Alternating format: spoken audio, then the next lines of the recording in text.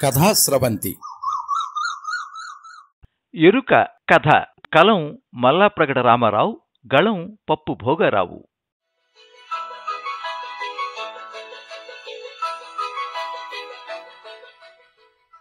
ఇంట్లోకి రావడమే దుమదుమలాడుతూ వచ్చాడు రాఘవ. 25 ఏళ్ల కాపురం. అమ్మాయి ఇంజనీరింగ్, అబ్బాయి మెడిసిన్ ప్రఖ్యాత విద్యాసంస్థల్లో చదువుకుంటూ వసతి గృహాలలో ఉంటారు. మొగుడు కందగడ్డలో ముఖం పెట్టుకుని రావడం అలవాటైపోయింది లతకు. మనిషి మంచివాడే, ఉదారుడు కూడా. కానీ అయిందానికి కాందానికి చిరుబురులాడతాడు.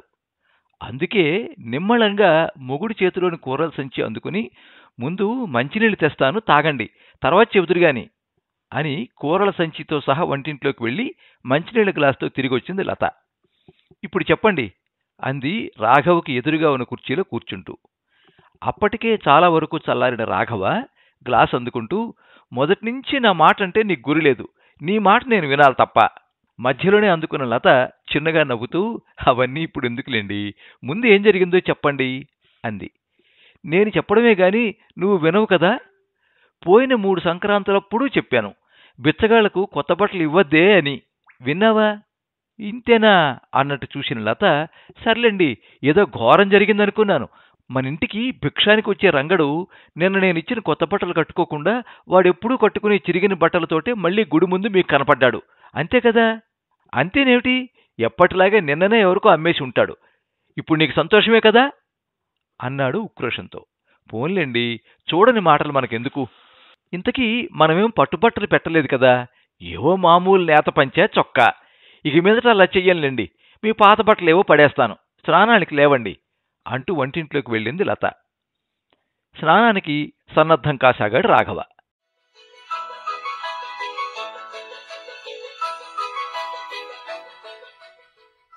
తప్పదు, వెళ్లాల్సిందే అన్నాడు రాఘవ కార్యాలయం నుండి వస్తూనే హడావిడిగా.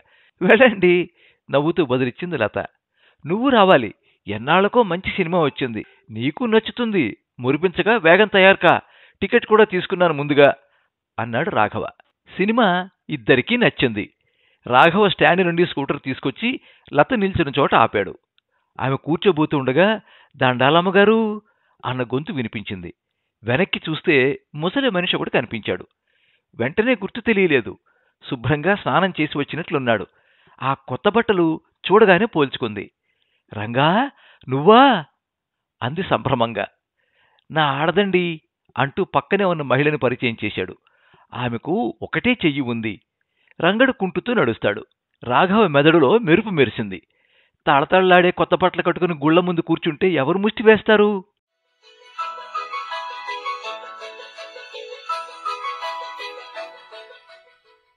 తలుపు తాళం తీసి ఇంట్లోకి వెళ్ళగానే రాఘవ, లత ఈసారి పండక్కి కొత్త చీర కూడా కొను అన్నాడు. లత నవ్వు వెన్నెలా ఇద్దరు ముఖాలని వెలిగించింది.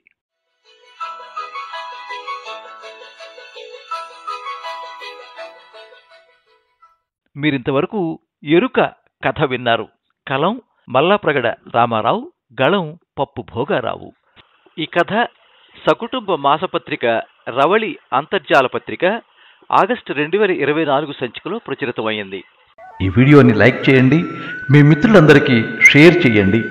ఇలాంటి మరిన్ని మంచి కథలు వినిపించడానికి ఈ ఛానల్ని సబ్స్క్రైబ్ చేసుకోండి. పక్కనే ఉండే బెల్ ఐకాన్ని క్లిక్ చేస్తే ఇలా అప్లోడ్ చేసే వీడియోల వివరాలన్నీ కూడా మీకు ఎప్పటికప్పుడు నోటిఫికేషన్ ద్వారా తెలుస్తాయి. ఎప్పుడు మీ అభిమానాన్ని కోరుకునే పప్పు భోగారావు. సర్వే జనాః సుఖినో భవంతు. కథా స్రవంతి.